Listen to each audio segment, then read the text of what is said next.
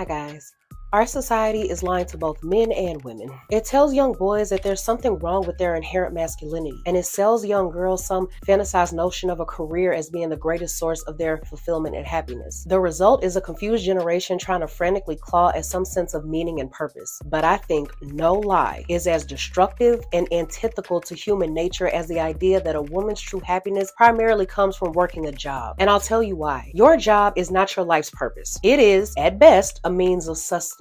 Too often, the word career is thrown around by people when they want to glorify and fantasize what's really just having a job. Having a career that actually gives you enough meaning and purpose and excitement in life is a luxury only a few people have. The vast majority of people have jobs they hate, and they only do that job they hate because they have bills to pay. I'm not sure why anyone would think that's more fulfilling than family, children, and marriage. Women bear the greatest brunt of this lie. Their most vital and fertile years are spent slaving away at these jobs until they realize that they're stuck in a life they don't want to live. This is reflected in the phenomenon of female lawyers disproportionately dropping out of law firms after the age of 30. This is when they find out that their life is being eaten up by a workplace that ultimately doesn't give a damn about them. And when surveyed, over 48% of women have stated that work-life balance is the biggest reason they want to quit. Working a job isn't exactly the female empowerment that feminists told us it was going to be. Women went out of their way to escape the patriarchal oppression of their husbands, but usually just found themselves working for a male boss somewhere on the corporate ladder. Except that male boss didn't give a damn about them and could easily replace them at the drop of a hat. The same women that cringed at the thought of making their husbands a coffee or a sandwich now finds herself running errands around the workplace trying to make sure that the male boss is happy and types up a good report. To me, this seems like human relationships are becoming less meaningful and more focused on money and feminist ideas, where women think they're gaining freedom, but they're actually facing a worse kind of oppression because it's done covertly. And the most tragic part is the women that are most likely to fall for this lie are the women in their 20s and 30s. It's just a harsh biological fact that those are also the most fertile years of a woman's life. Many women find themselves at the end of their career road, having missed the intersection where they actually needed to make important decisions about marriage and children and family. And usually there's no going back. There's a great book everyone should read called The Top 5 Regrets of the Dying. I think that's enough to change anyone's perspective on this. Ronnie was a nurse caring for terminally ill patients and recording their life's regrets before they died. She writes that one of their greatest regrets on the deathbed that they were on was that they wished they hadn't worked so hard and actually spent more time with family. I think there's a lesson in that we could all learn before we get to that stage ourselves. So with that being said, until the next video, I'll see you guys later.